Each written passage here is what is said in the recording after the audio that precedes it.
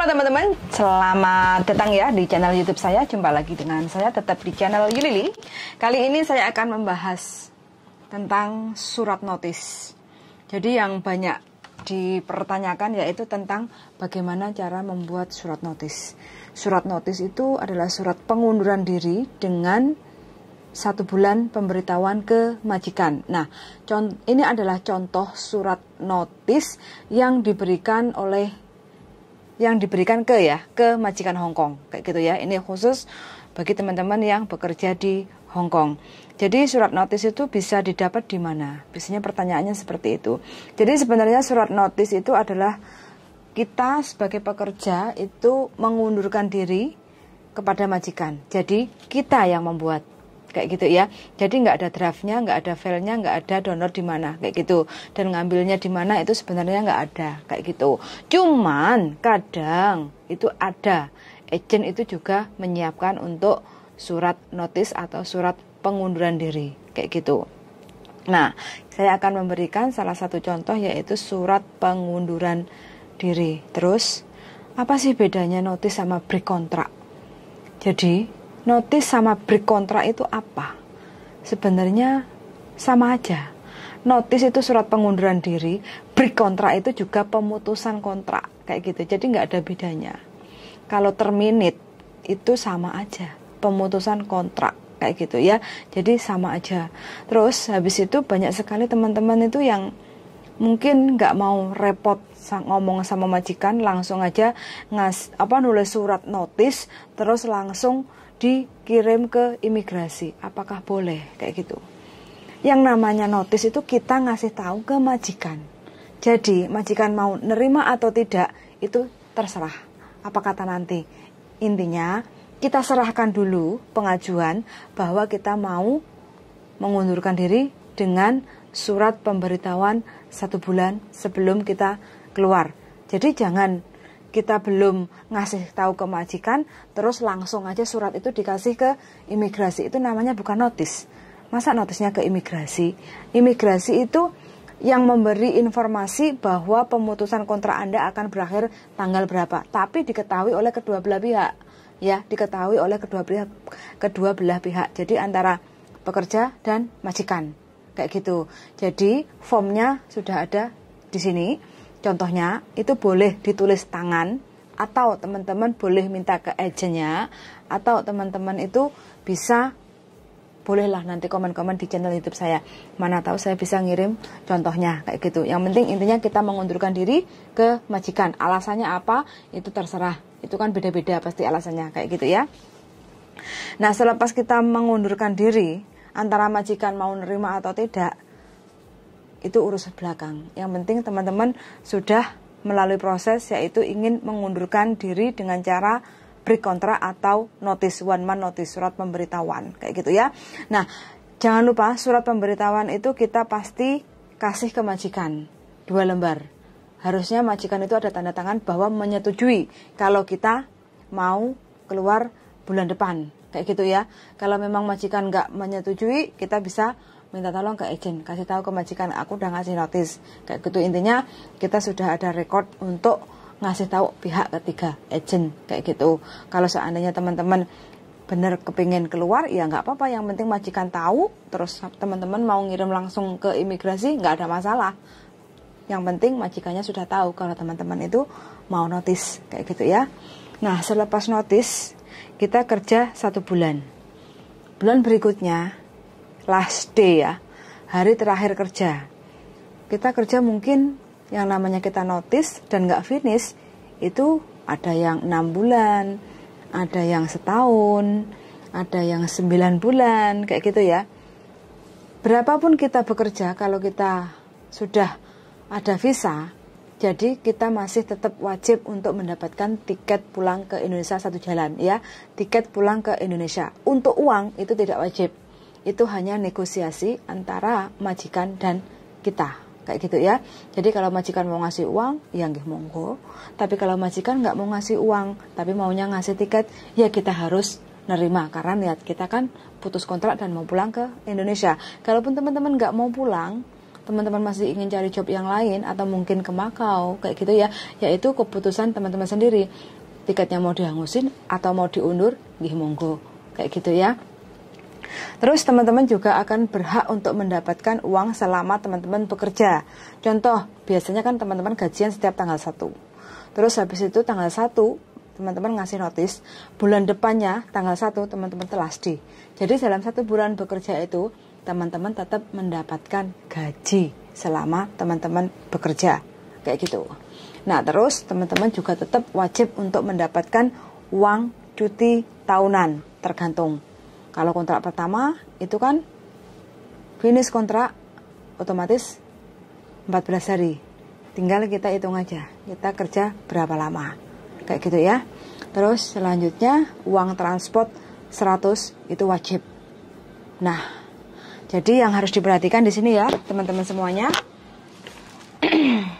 Teman-teman harus mendapatkan hitung-hitungan. Ini wajib. Jadi di sini teman-teman harus tanda tangan juga.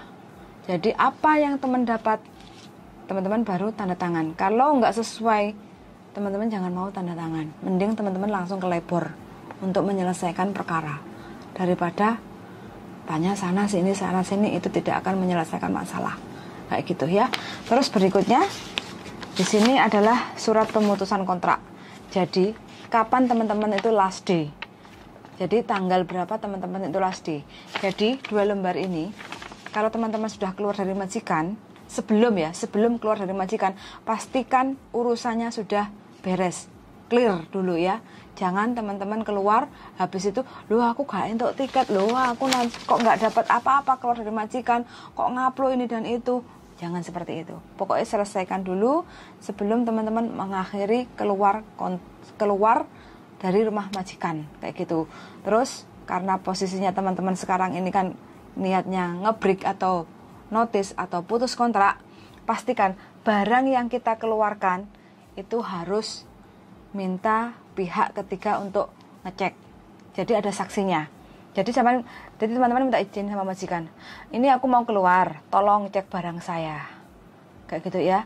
Jadi waktu teman-teman ngomong kayak gitu, paling tidak kalaupun nggak ada pihak ketiga, agent atau siapapun, boleh panggil polisi. Kalau memang nggak mau terlalu ribet manggil polisi, pastikan ada rekod handphonenya itu ada rekamannya. Takutnya apa? Takutnya teman-teman dituduh mencuri kalau teman-teman tidak ngasih tahu majikan bahwa teman-teman mau bawa keluar barang-barang yang ada di dalam rumah, walaupun itu punya teman-teman semua. Karena teman-teman keluar dari rumah majikan, ya pastikan teman-teman itu ngomong ke majikan, ini aku mau keluar, tolong cek lagi barang saya, geledah lagi barang saya, apakah clear, tidak ada yang ke bawah barang kamu, kalau nggak ada aku keluar. Begitu. Jadi biar kita itu tidak ada cacat rekod kayak gitu ya.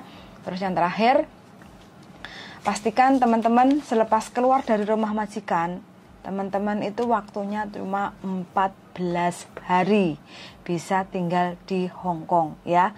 Selepas keluar dari majikan dihitung ya. Ingat, makanya ini penting juga. Kapan kita keluar, jangan sampai kita overstay. Kalau kita overstay yang repot siapa? Kita sendiri. Jadi nanti kalau kita masih kepingin cari rezeki di Hong Kong, pastikan teman-teman itu harus perhatikan izin tinggalnya. Jangan sampai overstay, itu saran saya. Tapi kalau teman-teman sudah gelap, nggak kepingin diatur, pengen bebas, ya nggih monggo, itu semua keputusan ada di teman-teman semuanya kayak gitu ya. Jadi ini adalah info aja bagi teman-teman yang kepengen notice. Terus banyak lagi yang tanya, saya kepengen saya beri kontrak, saya putus kontrak, saya terminate, saya masih kepengen di Hong Kong cari kerja, apakah bisa ganti majikan nunggu di Hong Kong? Sekarang sudah tidak bisa lagi ya teman-teman. Jadi siapapun teman-teman yang putus kontrak, terkecuali finish, terkecuali nenek atau yang dijaga meninggal, terkecuali majikannya pindah negara, sudah tidak tinggal di Hong Kong lagi. Terus yang terakhir karena majikan kena PHK atau masalah keuangan atau financial problem, jadi teman-teman tidak bisa untuk nunggu visa di Hong Kong kalau mau ganti majikan. Jadi mau nggak mau teman-teman harus legowo pulang ke Indonesia untuk nunggu visa kayak gitu. Estimasi visa itu berapa lama? Estimasi ini perkiraan normal kalau teman-teman tidak ada cacat kriminal atau tidak ada cacat rekod atau tidak ada cacat buruk dari majikan-majikan yang sebelumnya, normal sebenarnya 6 minggu. 1,5 bulan teman-teman itu sudah bisa visa turun. 1,5 bulan itu dihitung dari masuk ke imigrasi, tidak dihitung dari tanda tangan kontrak. Jadi kita tanda tangan kontrak, otomatis teman-teman kan pasti tahu ya, kontraknya dimasukkan dulu ke KJRI. Dan KJRI itu taruhlah perlu waktu seminggu ke 2 minggu kayak gitu. Jadi 2 minggu ditambah selepas keluar dari konsulat, habis itu masuk ke imigrasi dihitung 6 minggu. Jadi 6 minggu ditambah 2 minggu, taruhlah 8 minggu, total 2 bulan. Normal itu 2 bulan visa itu sudah clear atau approve atau turun kayak gitu ya. Kalau lewat dari 2 bulan visanya belum turun, berarti ya ditunggu lagi, sabar lagi 2 minggu lagi atau 1 bulan lagi. Lewat dari 3 bulan itu pasti tanda tanya. Itu yang ditanyakan teman-teman. Apakah putus kontrak atau terminate atau break kontrak bisa nggak bisa turun? Hanya imigrasi yang tahu. Siapapun nggak bakal tahu. Agen pun nggak bakal tahu. Majikan dapat pasti bisa. Majikan butuh kita. Tapi yang nurunin antara visa kita bisa turun atau tidak, itu adalah petugas imigrasi. Sekali lagi, kita bukan dukun yang bisa melihat visanya bisa turun atau tidak. Jadi bagi teman-teman yang mungkin sudah tanya di channel YouTube saya, kenapa ya kok visanya nggak turun-turun? Kenapa ya? Berapa lama ya visa itu? Nah, jawabannya sekali ini saya bikin konten, mudah-mudahan banyak teman-teman yang mungkin bertanya sama saya, yang saya mungkin tidak bisa menjawab satu persatu, saya mohon maaf, mungkin karena kesibukan saya bekerja, jadi ya mungkin ada yang terlambat untuk balas atau mungkin nggak kebales kayak gitu. Mungkin dengan adanya konten ini bisa lebih membantu mungkin teman-teman yang kepingin notice atau berkontrak ganti majikan dan masih belum kepingin pulang.